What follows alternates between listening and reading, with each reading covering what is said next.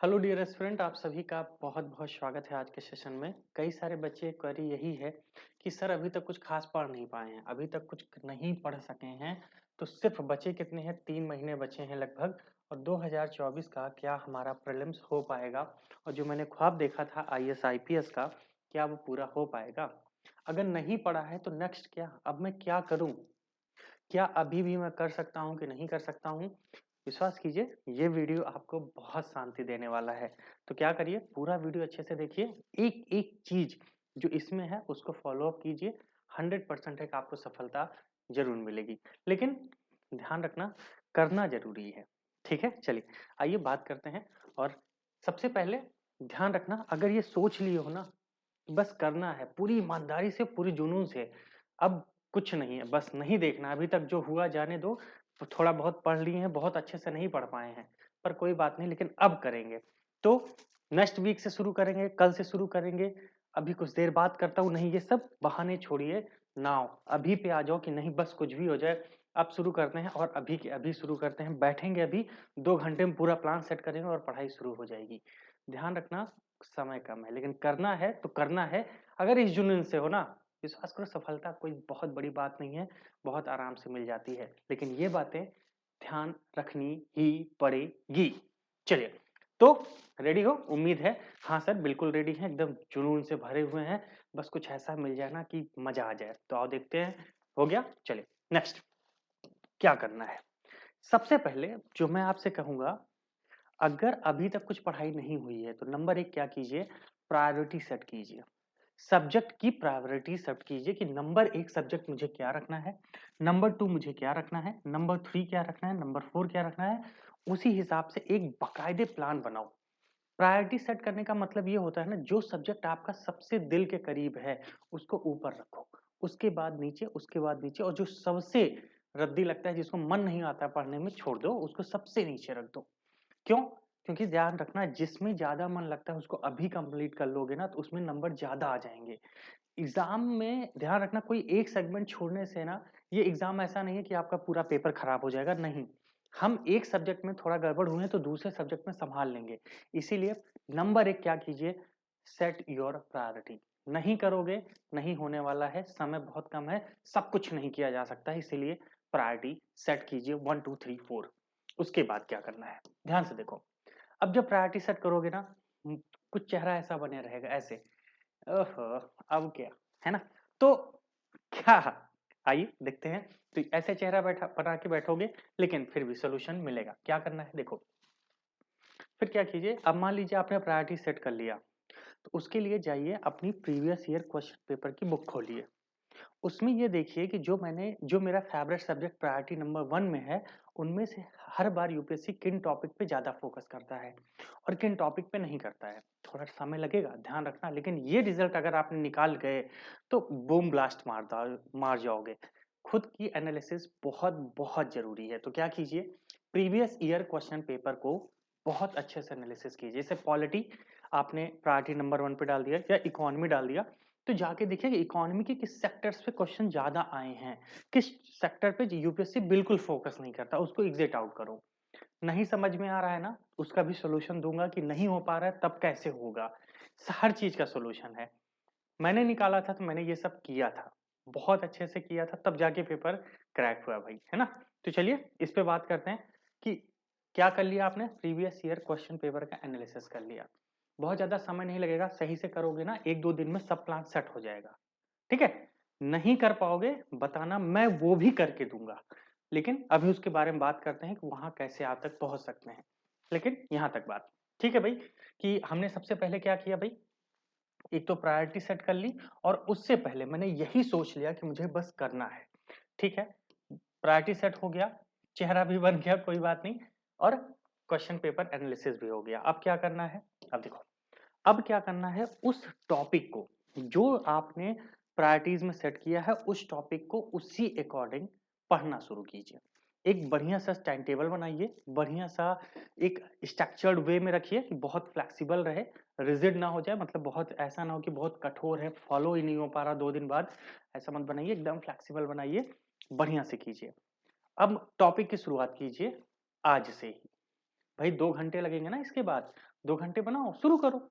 अब मान लेते हैं कि जो टॉपिक है, आपने डिसाइड तो कर लिया, ठीक है? लेकिन अब मामला क्या समझो फँसेगा? मामला ये फँसेगा सर ये बताइए जो वो टॉपिक हमने सेलेक्ट कर लिया है, उस टॉपिक से रिलेटेड मुझे और उसमें क्या-क्या करने हैं? अब जैसे पीवाईक्यू एनालिसिस करने के बाद आपको टॉपिक्स पता चल गए, ये टॉपिक अच्छे से आ रहे हैं। फिर क्या चाहिए? एक शॉर्ट नोट की कॉपी बनाइए, शॉर्ट नोट्स की, ठीक है?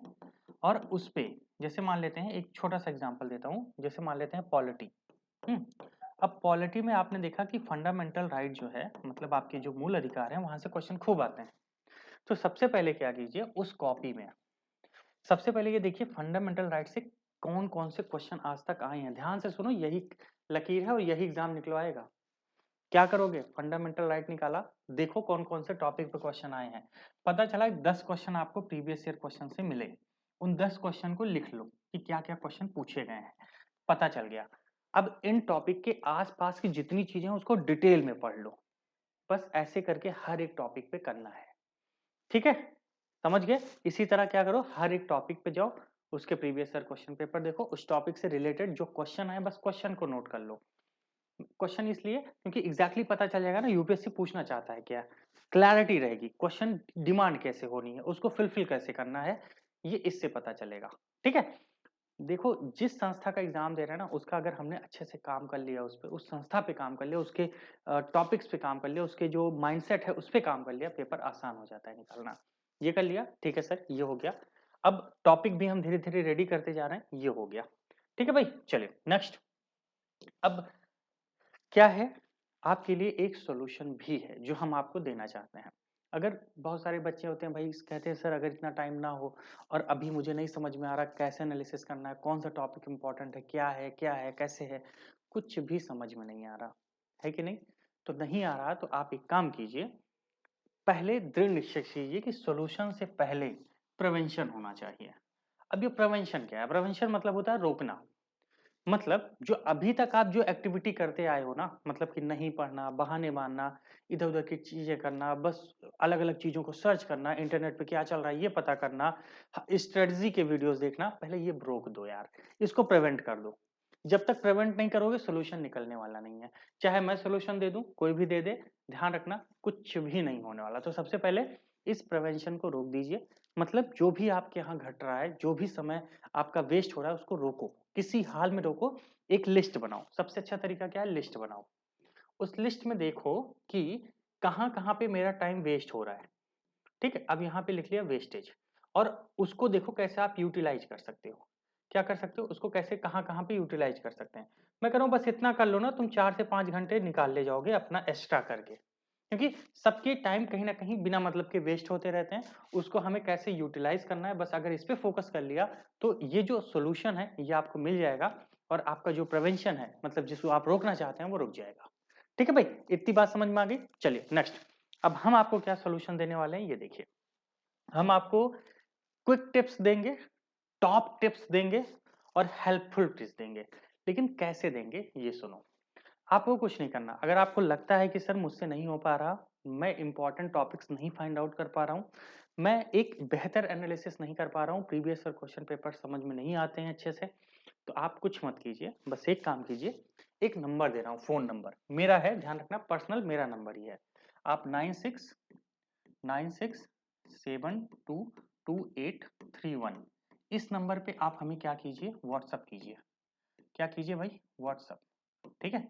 तो अगर आप हमें व्हाट्सएप करोगे ना, तो हम आपको जितने भी टॉपिक हैं, जैसे मान लेते हैं हर चैप्टर वाइज़, उस टॉपिक का हम आपको इम्पोर्टेंट टॉपिक बता देंगे, प्रीवियस ईयर क्वेश्चन के हिसाब से कि वो उसमें इम्पोर्टेंट टॉपिक है क्या, ठीक है?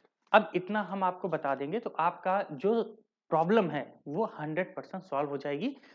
छोटे-छोटे टॉपिक देंगे आपको, है ना? एक तरह से कह सकते हो ना कि हाथ पकड़ के आगे बढ़ाना कि देख भाई ये पढ़ ले हो जाएगा, ये पढ़ ले हो जाएगा। तो उन टॉपिक्स पे करते जाओ। ध्यान रखना पिछले 5 साल के जो एल्गोरिदम है उसके हिसाब से हमने सेटअप किया है। एल्गोरिदम मतलब कि फोकस यूपीएससी का कहाँ रहता है, उस हिसाब से हमने एक बाकायदे टॉपिक बनाए हैं। तो सबसे पहले लेकिन आपको प्रायोरिटी सेट करनी पड़ेगी। अब उस प्रायोरिटीज के हिसाब से आप हमें बताइए कि सर इस टॉपिक को मैंने प्रायोरिटी नंबर 1 पे रखा, इसको 2 पे रखा, इसको 3 पे रखा। बताइए 1 में क्या-क्या इंपॉर्टेंट है? बाकायदे एक पीडीएफ आपको भेज दूंगा, उसी हिसाब से पढ़ना शुरू कर देना। ठीक है? ये सॉल्यूशन दे दे रहा हूँ।